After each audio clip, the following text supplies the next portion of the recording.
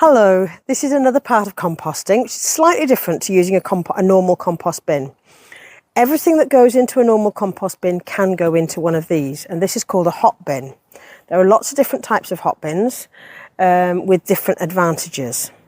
Two of the main advantages to me of a hot bin are that this is polystyrene, which holds the heat in, and so it does heat up quicker than one of your open compost bins. And the other thing is that rats can't get into it. So what I do in my hot bin is I choose to compost things that I don't want to go into my open compost bin. That's mainly food. Now I have rats in my compost anyway because they like nesting in there, but I don't want to encourage them even more by giving them food. So into this compost bin I will put all my food waste. Now, in a hot bin, you can put any food waste, and that includes cheese, dairy products, meat products, eggs, anything. In a normal compost bin, you would not put any cooked products, any meat products, or any dairy products. You would only put fruit and veg and eggshells. You can put cooked meat in here, you can put meat in here, you can put anything in here because it's closed away. In any compost, you can put eggshells, and they are quite good, but they do take a long time to break down.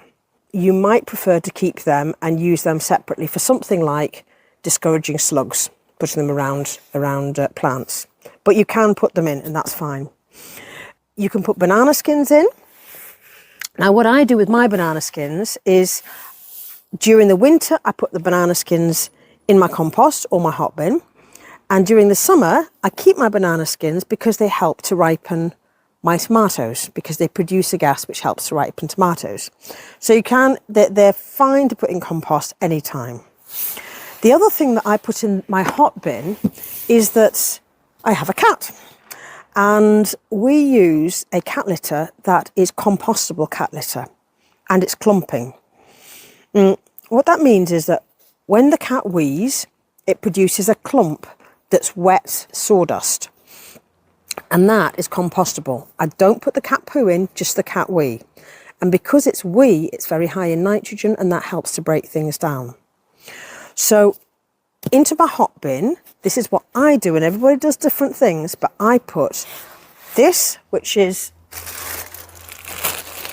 the clumps of cat wee, and that goes in, just like that. And then as well as that,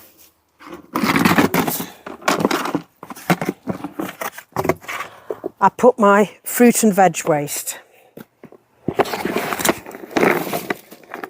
You can also put cardboard into any compost, whether it's the hot bin or whether it's your compost bin. I'm just using that to protect the bottom of my compost bin for now. And then that will slowly break down.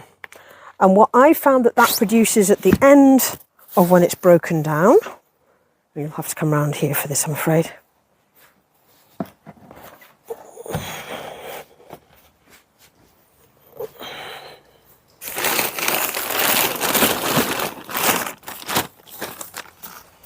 Is it produces this,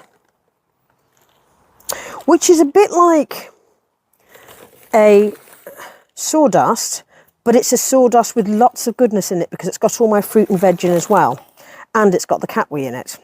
But this has been composting for a good 6 months, so I don't mind putting my hands in it. Now at the moment, because I'm experimenting with this, I would use that mixed with other compost, or I'd use it as a mulch rather than putting it just in my pots. But that's another way where you can do different kinds of compost. And so that's an introduction to your hot bin. Don't forget, like, comment, share and subscribe, and we'll see you next time.